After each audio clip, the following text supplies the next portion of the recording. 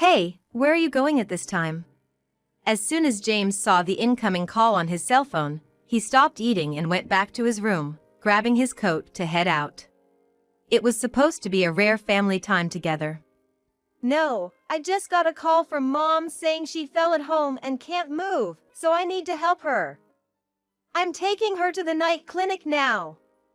Don't worry about anything, you too. With that, James rushed out of the house. I just watched him leave as usual, but he has been totally indifferent to Betty so far. And yet, now he's suddenly concerned about Betty. And that phone call, I only saw it for a moment, but the caller ID seemed to be set to private. It doesn't make sense to have your own mother's number on private. His behavior just now raised my suspicions all at once. A few minutes after James left, the doorbell suddenly rang. Elizabeth, good evening. I heard you were feeling under the weather, so I made some stew and brought it over. What's going on here? Opening the door, there stood Betty, who was supposed to be unable to move after falling, holding a pot in both hands. Betty! Just now, James left saying you had fallen and couldn't move. That's when I was certain. James had lied about Betty being immobile and even trampled on our family time to go somewhere. My name is Elizabeth. Currently, I live with my husband James and our elementary school son Mark, just the three of us. Life hasn't been easy with the recent rise in prices, but we're a close-knit family of three. We met in college. I happened to stop by a cafe where James was working as a waiter. Being shy, I was so nervous about his good looks that I couldn't speak properly as a customer, a memory I still recall. Was this love at first sight? As someone who had never believed in love at first sight, thinking it was more of a superstition, I became confused about what to do.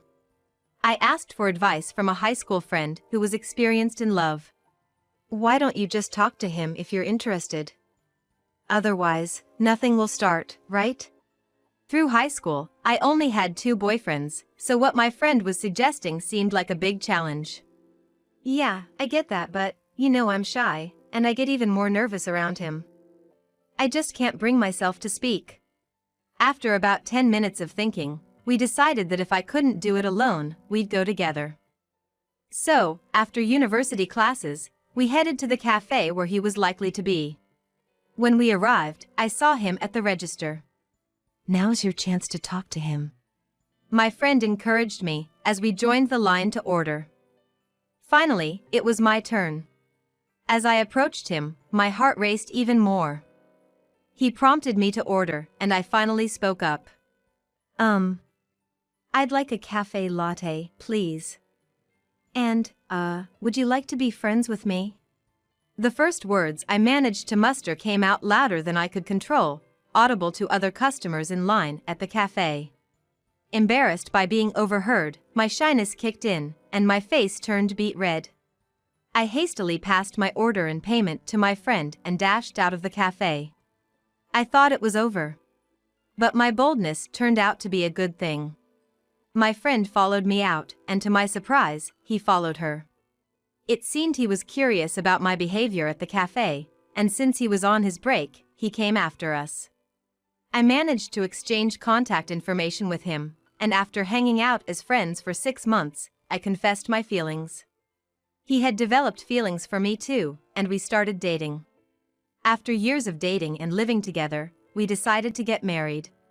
Our son Mark was born, and though life is hectic with childcare and housework, I wouldn't trade it for anything. It's amazing how the fatigue doesn't matter when you're working for your family. I never thought marriage was for me, but once I had a family, my perspective changed completely. However, there's been one major concern in our marriage. Recently, James has been coming home unusually late. Before, he would let me know when he was leaving work, saying, "I'm heading home now." But lately, there's been no such communication, and coming home in the morning has become the norm. He's never worn cologne before, but sometimes he comes home covered in a sweet scent. I confronted James about it, but he always brushes it off, saying he's tired from work or that it's just business entertainment. I knew I needed to face the truth. But thinking about my family, especially Mark, I couldn't bring myself to consider divorce. The only person I could talk to about this was my mother-in-law, Betty. Despite our age difference, we clicked at a family meeting and have been close ever since, more like friends than in-laws. Betty has always been there for me, listening to my struggles with housework and parenting, always taking my side. But this time, I hesitated to talk to her, fearing it might worry her or add to her stress. A few years ago, during a visit, Betty fell ill. It wasn't serious, but given her age, she couldn't lead the same life as before.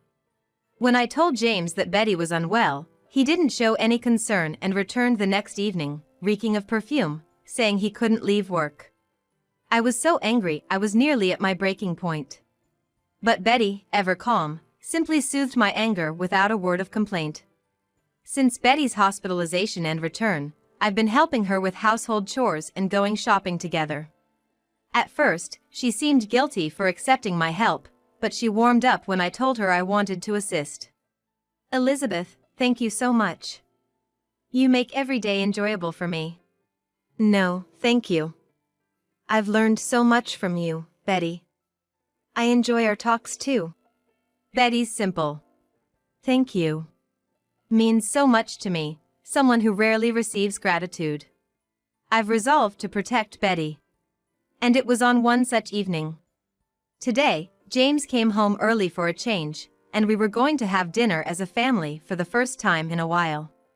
When James texted that he was leaving work on time, I was so happy I decided to make an extra dish to celebrate, rummaging through the fridge and cooking with joy. Mark, doing his homework in the living room, noticed my good mood and asked, "Mom, what's up? You seem happy." "Oh? Does it show?" "Well, James is coming home early for once. I'm happy we can have a family dinner together."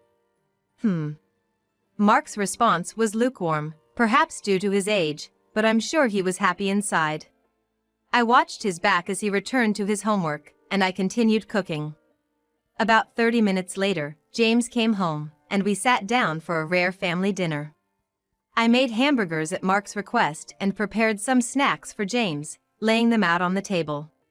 We talked about school, recent events, and other family matters as we ate.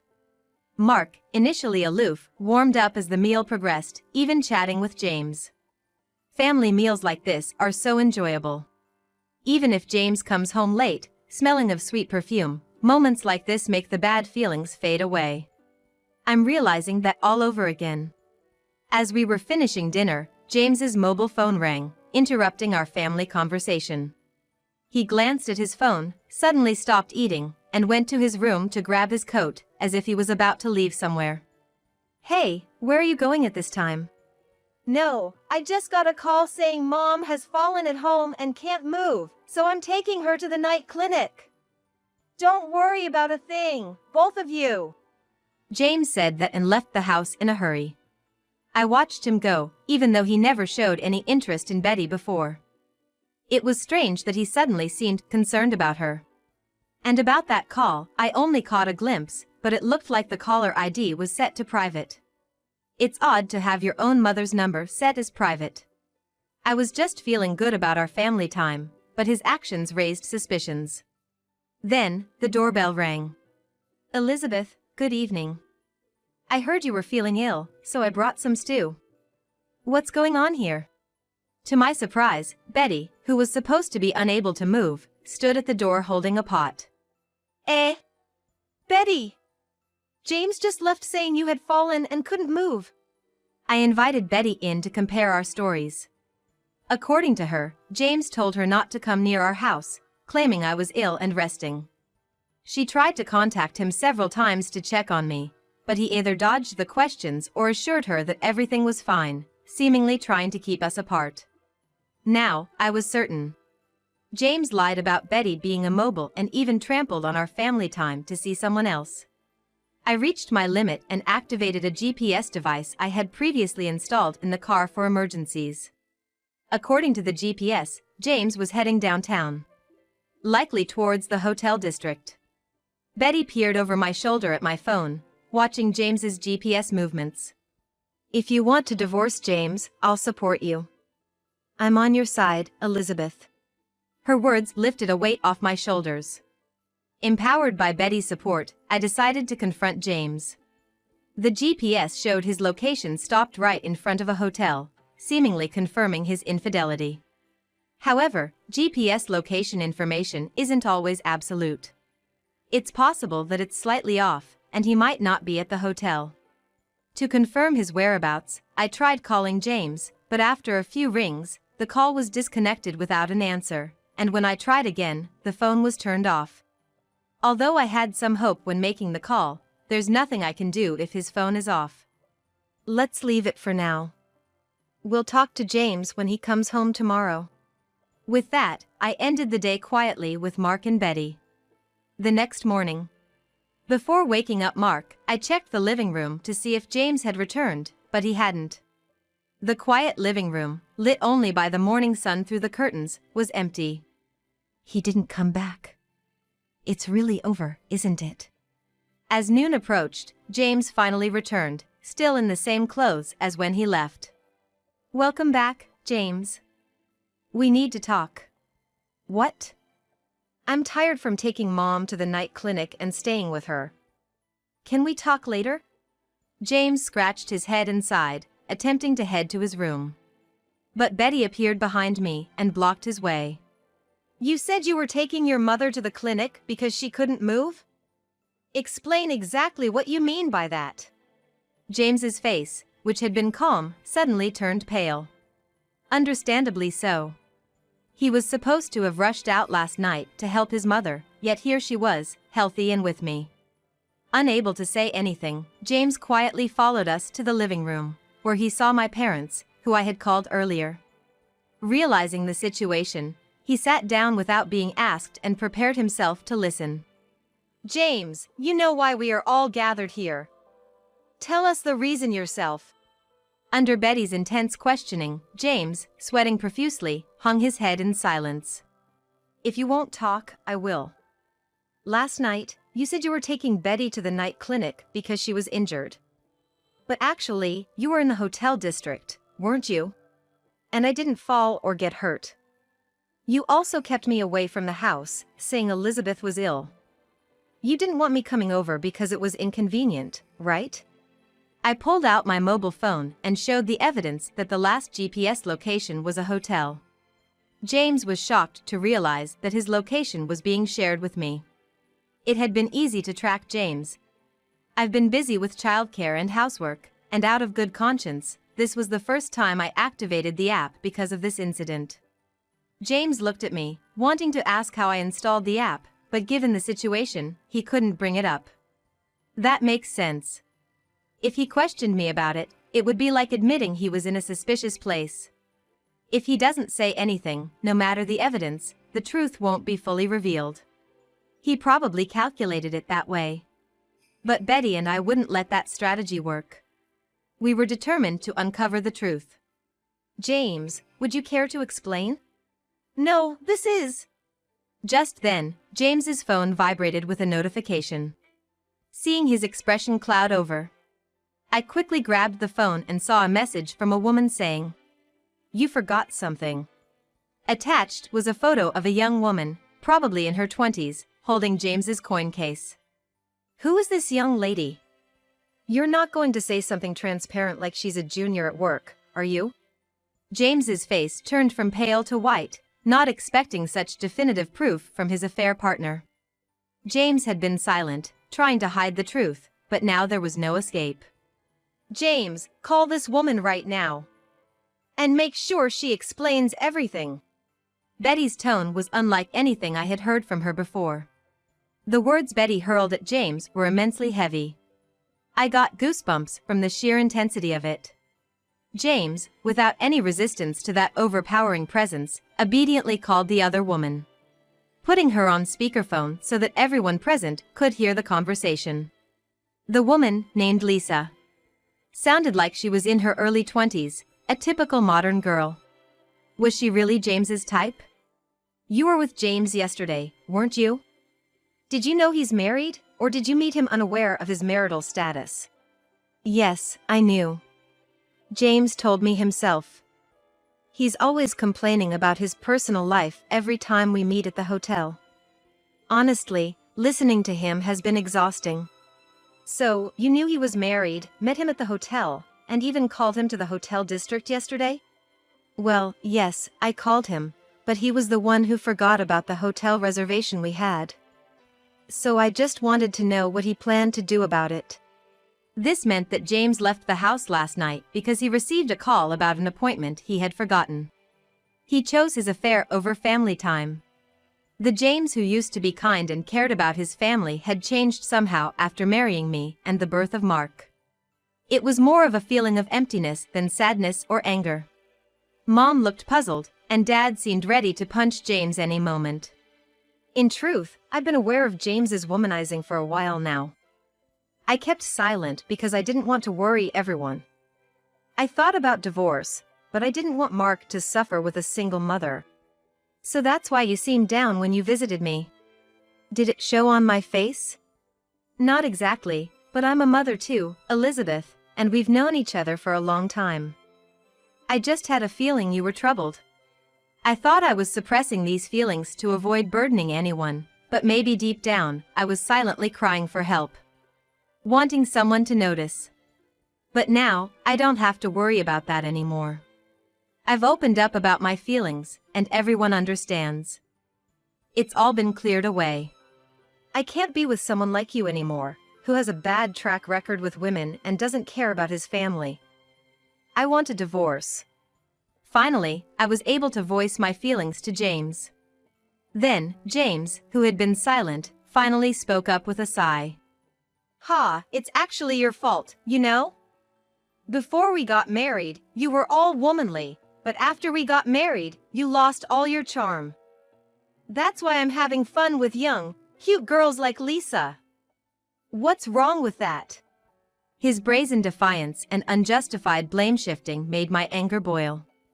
The audacity of his claims was infuriating.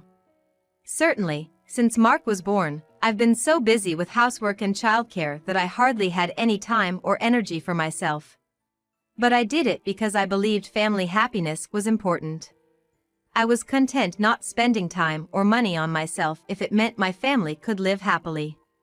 This man trampled on all those feelings and got caught up with a young girl, putting his family second, if not completely out of his mind. Probably, James thinks that providing money for the house is enough.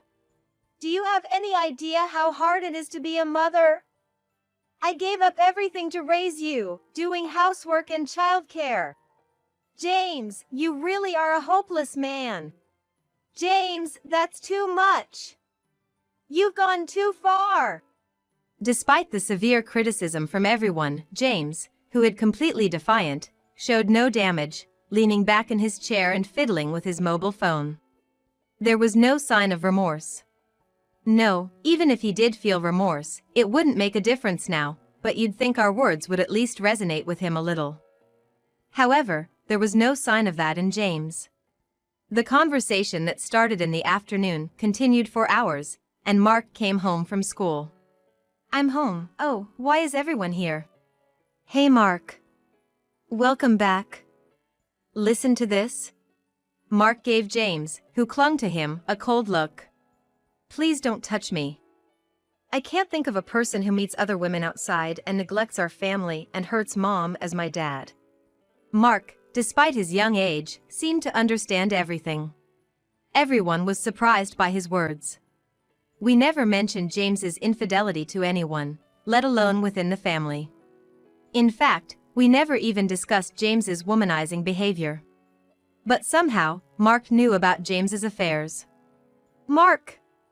Are you going to abandon me too? Who raised you and bought you everything you wanted? It was me, right? No, Mom raised me. She made meals even when she was busy. Sure, the money was yours, but everything I wanted was bought by Mom. That's thanks to me, isn't it? Who do you think allows you to live in this house and have a comfortable life? It's all because of my hard work. Show some gratitude. At James's words, show some gratitude. I found myself moving unconsciously, and before I knew it, I had slapped James across the face with force. How dare you say show some gratitude? Do you know how much I've struggled, keeping our finances in order for our future, cleaning the lipstick off your suit collars? Suit collars? You can't mean. I fetched a shirt from the laundry basket and threw it at James, now collapsed on the floor. Do you know? Lipstick on a shirt comes off when you gently hand wash it in warm water and then apply detergent directly to the stain. I learned that to clean up after your affairs. Have you ever thought about how I felt doing that? Of course, you haven't. After my outburst, I suddenly caught my breath. On the floor lay James, holding his red and swollen cheek, looking up at me. How much had I suffered for this man? By now, even you must understand, right? Divorce Elizabeth immediately. And as an apology for all the stress you've caused, vow never to contact her, me, or us ever again. Don't come near Mom, me, or even Grandpa and Grandma anymore. You've never been, and certainly aren't now, my dad. Just get out. With Mark also abandoning him, James, who thought he had an ally in his son, lost his place. I demanded a divorce and compensation, declaring that he would never get custody of Mark. My parents refused any further contact with James and deleted his information, while Betty, even though he was her only son, decided to cut ties right there. James, rejected by everyone, left the house without much resistance, walking towards the bustling streets under the evening sky. Later, I learned that Lisa, his affair partner, was also married and facing a hefty compensation claim from her husband. It seemed unlikely that young Lisa could afford it, but that was her problem. James signed the divorce papers without hesitation and agreed to pay alimony and child support until Mark graduated from high school. But this drastically changed his comfortable, somewhat extravagant lifestyle. Now living in an old apartment on the outskirts of town, he struggles financially. Mainly because he never learned to cook and resorts to fast food and instant noodles. All of this is a result of James's own actions, his fault. I decided to move back to my parents' house in Dallas with Mark. Though it meant changing schools for personal reasons, Mark agreed without complaint, which was a relief. Mark's friends looked a bit sad, but Mark, having matured a bit through this incident, comforted them, saying, "I'll definitely come to visit." Despite being the one transferring, I am proud of how strong my son has grown. Betty and I remained close even after the divorce. Despite initially refusing, I accepted some financial help from her, as she insisted on supporting us due to her son's actions. This helped us avoid financial difficulties. Now, we sometimes have dinner together, and Betty even sends gifts for Mark's birthday. Mark seems happy, surrounded by many people. With my parents helping out on weekdays, I've returned to my pre-marriage pharmacy job and am enjoying fulfilling workdays. Now when I come home, Mark and my parents welcome me. Surrounding the dinner table with my family is my happiest moment.